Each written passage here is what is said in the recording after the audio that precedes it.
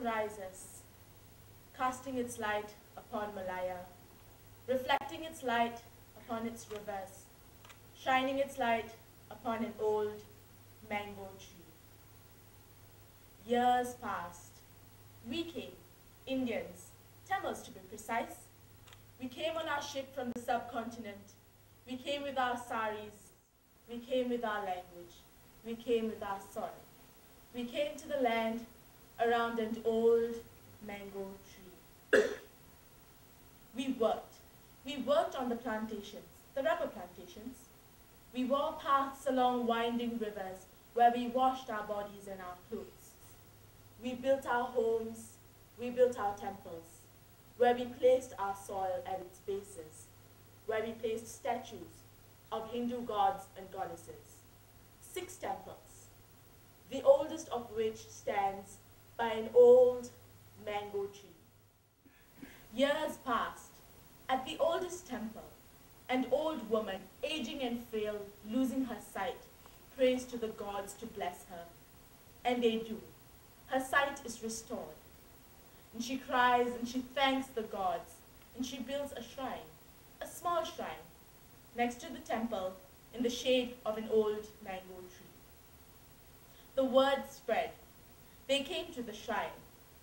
Workers, fathers, mothers, children, praying to the gods, praying to the old Malay spirits, praying to the new Indian spirits, who made their home in the soil, around the shrine, around the temple, and around an old mango tree.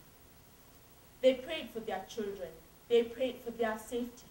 They prayed for their harvests, for marriages, for pregnancies, for reincarnation of the newly dead. And everyone knew what was meant when someone said, I'm going to give puja to the old mango tree. And years passed, and years passed, and the world changed. Then, rubber and how the world uses it changed. And oil made Malaysia richer than rubber ever had.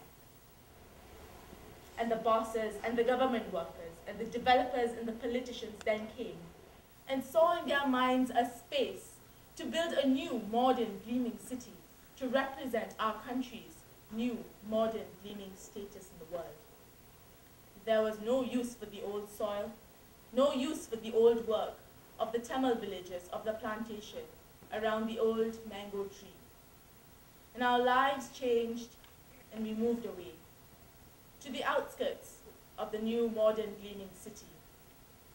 While modernity tore down our villages and our temples, and washed away our lives. Glass and steel and chrome then towered where groves of rubber used to tower.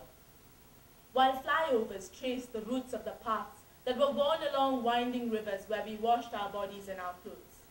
And you could never find the old places buried under the city, but you could see the rivers flooding the city every monsoon rain. And though they took away our temple, they left behind the old mango tree. People still come from the flats on the outskirts of the new modern gleaming city, through the fence of tall glass and steel and chrome, on a big city bus that motors into the heart of the new modern gleaming city. And they cross the 4 lines of traffic, and they pass by the people who pass by, ignoring the small tiny area of land wrapped in concrete that is home to. I don't know if the spirits are still there. The old folks say they've been driven away by the glare of the city lights at night and the noise of the traffic. But people still come to make puja to the spirits wherever they may be, asking them for help with so many things. They still come to an old mango tree.